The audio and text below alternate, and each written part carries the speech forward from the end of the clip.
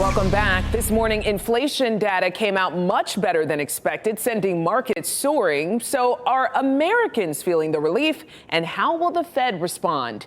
NBC's Brian Chung will dig into those questions tonight on Nightly News, and he joins us live right now with a preview. So, Brian, inflation last June was 9%. This June, it's 3%. Obviously, a huge drop there. What's your main takeaway from today's report?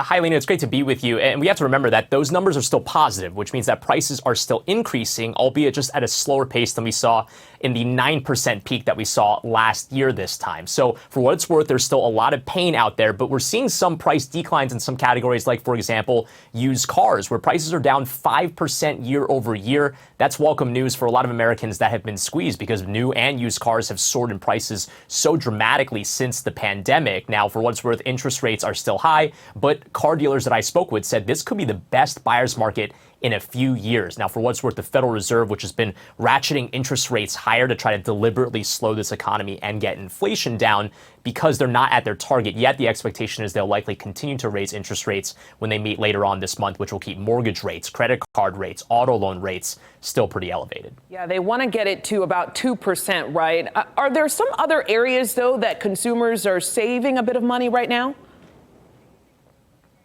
Yeah, well, I mean, I mentioned used cars, and for those that are wondering, well, I'm not in the market for a new car at the moment. Well, things that you might be putting in your everyday basket are getting a little bit cheaper, like, for example, milk, like eggs. Bacon actually went down, get this, 10% year over year. So I guess breakfast foods are going to be a little bit cheaper for a hot breakfast in the morning. Another thing I want to bring up here are airline fares. So it's been very expensive to fly domestically, especially post-pandemic, because people were trying to catch up on experiences that they lost in 2020. Well, now the year over year changes in airline fares, negative 19%. So it might be a little bit cheaper to fly domestically this summer, which could be welcome news for those trying to make a trip here. But again, inflation is still high. It's coming down. So these price categories where we're seeing price declines, well, we'll take it where we can get it. Absolutely. We know that the Fed was trying to create that so-called soft landing so that our economy wouldn't dip into a recession. So the question is, are these prices being at this level expected to last, or will they go back up?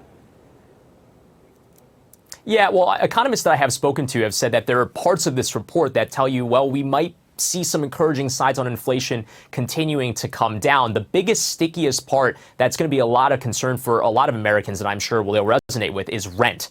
Rent and also equivalent mortgage payments. So that's remained really high. Anyone that's been trying to get out of a lease perhaps has experienced this. And because that's the largest expenditure for most Americans, that remaining high is going to keep inflation pretty sticky. Now, for what it's worth, there are economists that are saying we've taken a look at more live measures of where rental rates are through, let's say, for example, Zillow or Redfin, and they've said that, well, those data sources show a decline in those rental prices, which could bleed through the government official data sometime down the line, perhaps later this summer. That could be good news for that headline inflation number of 3%, perhaps even coming down a little bit further in the months to come. We certainly hope to see that. Brian, thank you so much. Looking forward to your report coming up tonight on NBC Nightly News. Also, what the slowing rate of inflation could mean for interest rates in the near future. That's tonight.